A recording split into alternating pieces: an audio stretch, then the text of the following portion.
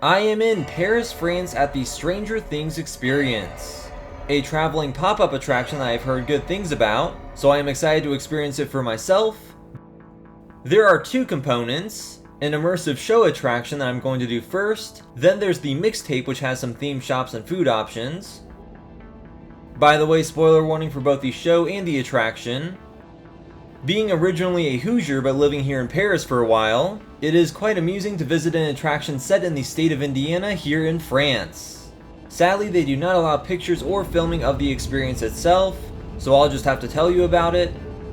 So in this story, visitors are going into the Hawkins National Laboratory for a sleep test, but things are bound to go awry. In this queue area, the lab workers talk around with guests and ask impossible questions, for which I had the extra challenge of stumbling through my French. The whole performance and show is in French, all these Stranger Things actors are dubbed, but they did at least have this English script for me to review. After an introduction, we were led into the Rainbow Room, where they made us do impossible puzzles. We were sorted out into 3 groups of special powers, similar to Eleven's telekinesis. I was in the Blue Intelligence group, and we had to do silly poses to make effects happen. There was this can crushing part that was pretty cool.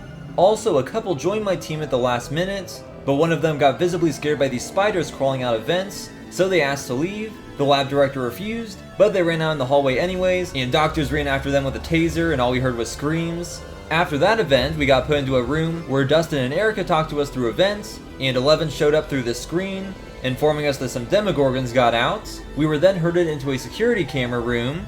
There were some good effects showing lab workers getting massacred right outside the door, and Demogorgons trying to break in. Then we went through something like those gooey portals into the Upside Down itself. That room could have been much more immersive, as they just provided 3D glasses, and there was a screen. Although it was some of the best 3D I've ever seen, the Demogorgons lunging at us was pretty cool. In there, visitors search for Max and fend off Demogorgons, then Eleven shows up to help, then Vecna randomly appears with an army, but Eleven just yeets him, and that's it. I actually really enjoyed it. Also, after that first incident where we got tricked by the couple joining our group, some people told me that they thought I was going to turn into a lab scare actor, since I was carrying around a binder, but that was the English script. So the Mixtape here is clearly 80s themed, and jam-packed with all sorts of references to all 4 seasons of the show. The family video tableau is fantastic, a throwback to a time with brick and mortar video rental stores. There were once about 800 of these in the United States, but not anymore. It officially went out of business in 2022.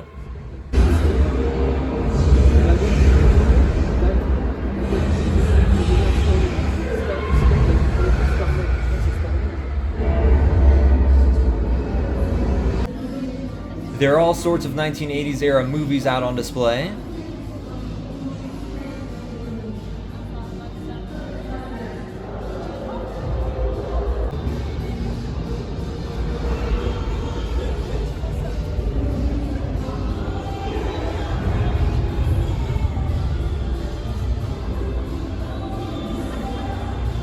I do really like the Greetings from Hawkins, Indiana shirts being sold here in Paris. There is a Rink-O-Mania gift store, where Eleven busted a girl's head open with a skate shoe. I have been to the real roller rink where those scenes were filmed, at the Skate-O-Mania in Albuquerque, New Mexico.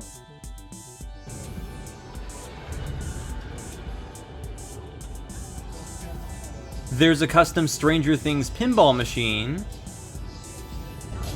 That's a cool velvet painting of Eleven. Here's the Hawkins High School activity board. There's a bunch of references, including an urgent meeting of Hellfire Club to play some D&D. Here's a replica of the Byers' living room, which has the Christmas lights strung out on the walls to communicate with the Upside Down.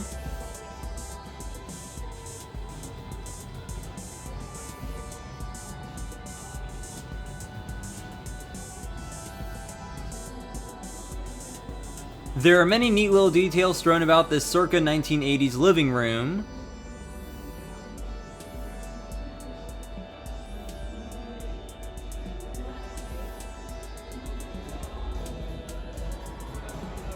There is a full-size sculpture of Vecna, the big villain of the Stranger Things universe.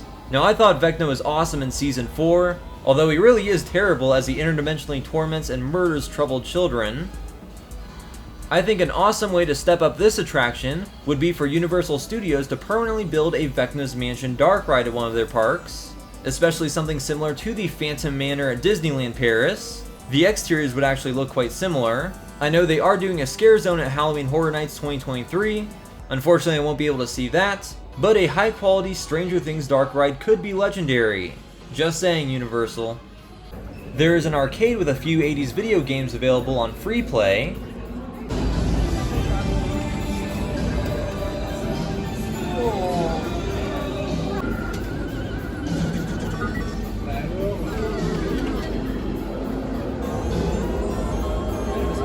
Alright, I'm going to try out Dig Dug. I haven't played this in well over a decade, and honestly I have no idea what I'm supposed to do. Dig, I guess.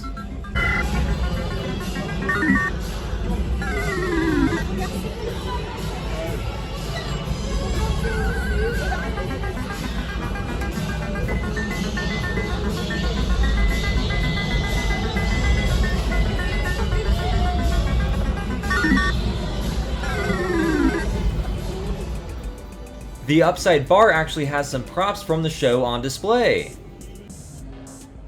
Here's the slightly goofy costume of Mr. Clark from Season 1. That's the kid's science teacher.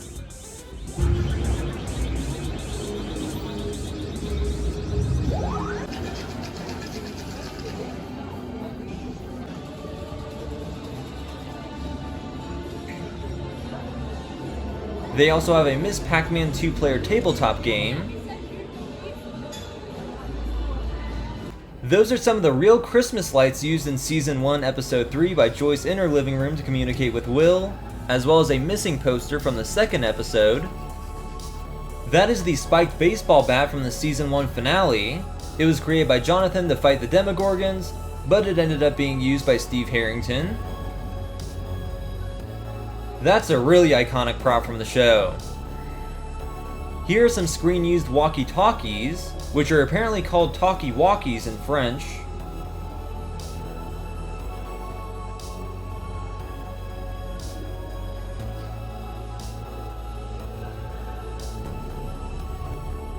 This is the costume of Steve Harrington from Season 2, worn by actor Joe Keery. The writers really did a good job transforming his character. I wonder if he's gonna die in the next season.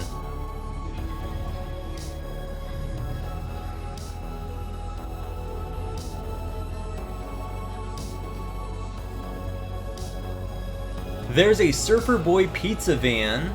That's a West Coast druggy pizza chain introduced in Season 4.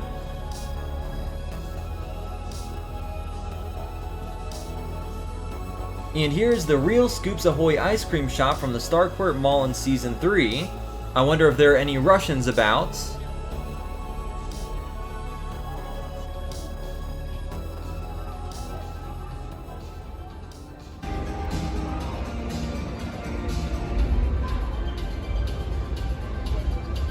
This gift shop sells merch from the Hellfire Club and the show's new most popular character, Eddie Munson.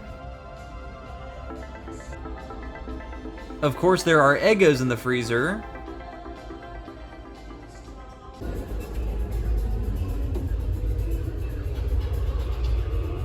Okay, I don't think this phone does anything, but hey, phone booths, another 80s reference. So I did end up enjoying the Stranger Things experience more than I thought I would. As a fan of the show, I thought it was well done, and as a standalone immersive attraction, it does have some great effects and details in both the physical performances and the digitally projected scenes. This experience does travel between cities, usually for a span of a few months, so if you're a Stranger Things fan, I would recommend it. Anyways, I hope you enjoyed the video. If you did, then please take a look at my other content covering other attractions like theme parks, museums, roadside attractions, and much more in both Europe and America. I have plenty of videos on both Paris and Indiana. Additionally, please like this video, share it, and subscribe to my channel for more. Thanks for watching!